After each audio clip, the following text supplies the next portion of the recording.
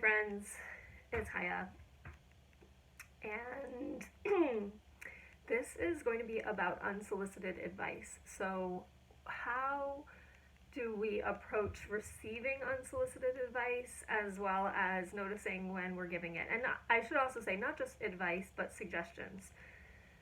So, something I notice is that I have a trauma response to receiving unsolicited suggestions. This has been true for me for pretty much my whole life. Um, and recently, a friend of mine, not even that recently, a couple years ago, a friend of mine said to me, giving unsolicited advice or suggestions is a way of not listening. And I think about that frequently, and how hard it is to listen sometimes, and how our culture kind of orients us towards giving suggestions even before really listening. And this is a really big issue that I've encountered in therapy. So I don't go to therapy currently, but the past few attempts I've made to go to therapists, I've really grappled with them giving me excessive amounts of bad suggestions when I wasn't looking for suggestions at all. And it's interesting when there's a situation of someone being in the professional role and someone's coming to them and either paying for the service or insurance is paying for it. And the question of, what am I being paid for if I'm just listening, or things like that. I did manage to train one of my therapists to not give me suggestions. I asked her specifically at one point, after I had been going to her for maybe just a month or two, and she was giving me a ton of bad suggestions every time. And they were kind of like standard suggestions, things that I've already tried, things I know about already, things that I don't need help figuring out on my own. The thing is, it's very, very easy to find suggestions when we need them. Suggestions are a dime a dozen. We have Google, we have friends love to give suggestions. Everyone loves to give suggestions. So whenever we need suggestions, we can always find them. There's no shortage.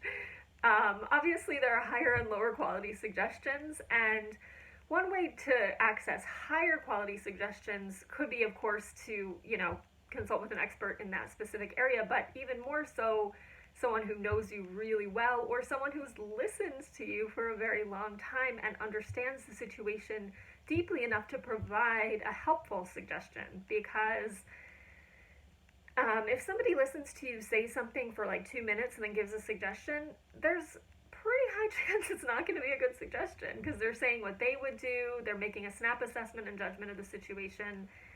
I mean, there are a few times, yes, where somebody will just hit the nail on the head and give you a great suggestion. So there are exceptions.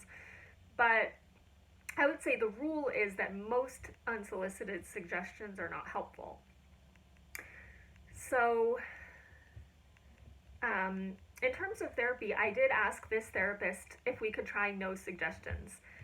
And she agreed, and she actually acknowledged that suggestions in therapy are a distraction. And I thought that was so great. It's like, it's a distraction when you're trying to express something, understand something more deeply, get to the root of something, or even just literally just be heard. I think being heard is underestimated in terms of how valuable it is. And we don't feel like if we're just listening, we're doing anything, or we're really helping somebody. But just listening and being present with someone is so valuable and so rare. It's so rare these days. So, and I notice in my own work with my clients, I do non-medical consulting with people who are coming off of psychiatric medications for the most part, or who are looking for alternatives to them or recovering from them. And for the most part, some of my clients want suggestions. They come to me for suggestions. And some of them, like especially the longer term ones, don't want suggestions after a while. They actually want to be listened to and heard and connected with. So it's important for me and for any professional or any friend, anyone, to assess whether someone wants suggestions or not, and to be pretty sensitive to it. Because sometimes, like, I notice that some people will ask, would you like a suggestion, or would you like advice? And often people will say yes to that, even if they don't. I noticed myself the other day, I did it. Someone asked me if I wanted feedback, and I said yes right away. And then they proceeded to give me an unhelpful suggestion, and it put me into that whole whirlwind that I get in when I get unhelpful suggestions, where I feel like I have to explain why the suggestion isn't helpful, like why I might be in a different situation than that they think I'm in, that's making them give me that suggestion, that's prompting them to give me that suggestion. So the other thing that brings us to is how to respond when someone gives an unsolicited suggestion. And I think to keep it as brief and as simple as possible is helpful. Like to simply say, I don't need a suggestion right now. Or like, thanks, but I don't need a suggestion. And let's see. So yeah, sometimes I also notice that I might specifically ask a friend for something specific, not a suggestion. Like I sometimes ask my friends for prayers, and for me that is one of the most helpful things that I can do when I'm having a difficulty. And I think it's one of the easiest things for people to do. It's like to pray for someone is so simple. It only takes a second. You don't have to listen to them. You don't have to, doesn't take any time, doesn't take any attention really. I mean, obviously there are higher and lower quality and less attentive ways to pray for people. But to simply just think a thought like, I hope that person feels better, or, I hope that person has ease and peace. Something like that is so simple. I think anyone can do it.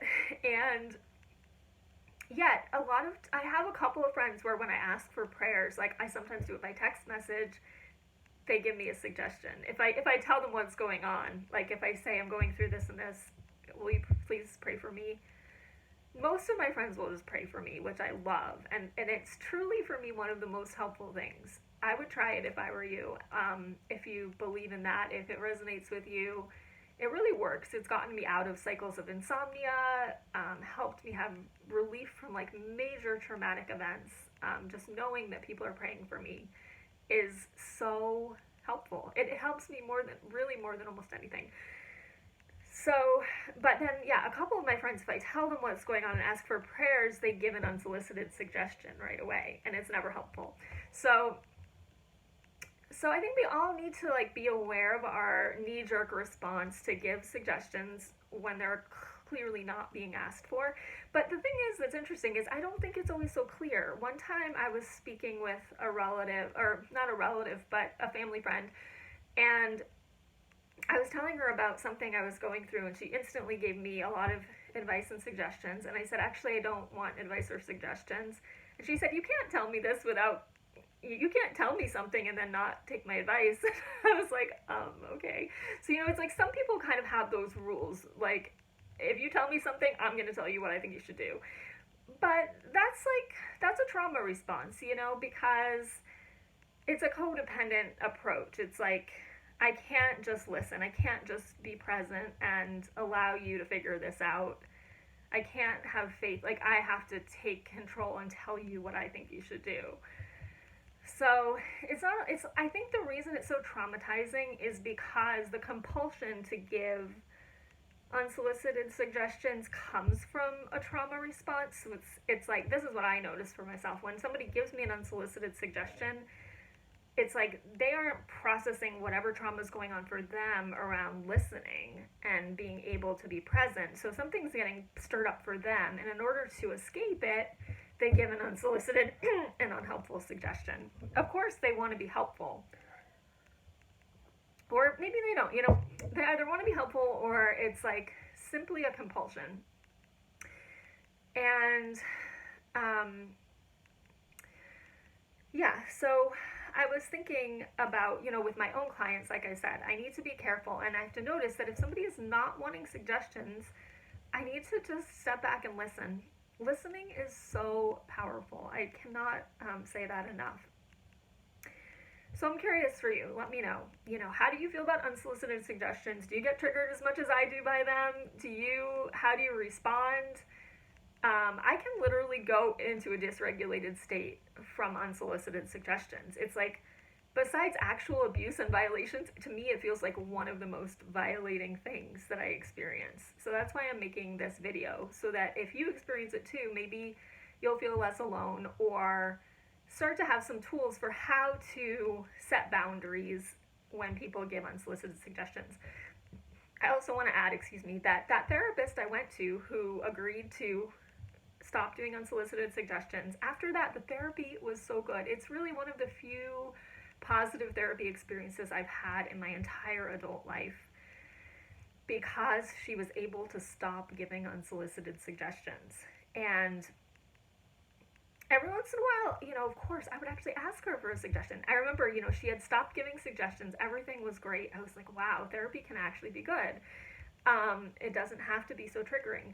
But then at one point, she came in again and asked and gave a suggestion. It was like, we all have that compulsion. It's like it just happens. And then I said, can we go back to no suggestions? And she was like, yes. And then we just went back to no suggestions and everything was good again. But then when I moved and tried to find another therapist, I realized, oh my gosh, this is an uphill battle again, trying to find a therapist who won't give suggestions. And I tried one, and it just seemed she wasn't capable. It just seemed like too much work to try to get her to stop giving suggestions. And again, the suggestions she gave were like things that I've already been doing my whole life. It was like she wasn't listening enough to give a helpful and useful suggestion. She was just giving a suggestion before really listening. So that's all I'm going to say for today. I would love to know, where you're at with this, how you respond to unsolicited suggestions, and how you refrain from giving them. What comes up for you when you're just listening, and what can emerge from that listening and presence space that can't emerge when we distract ourselves with suggesting things that aren't being asked for. All right, see you next time.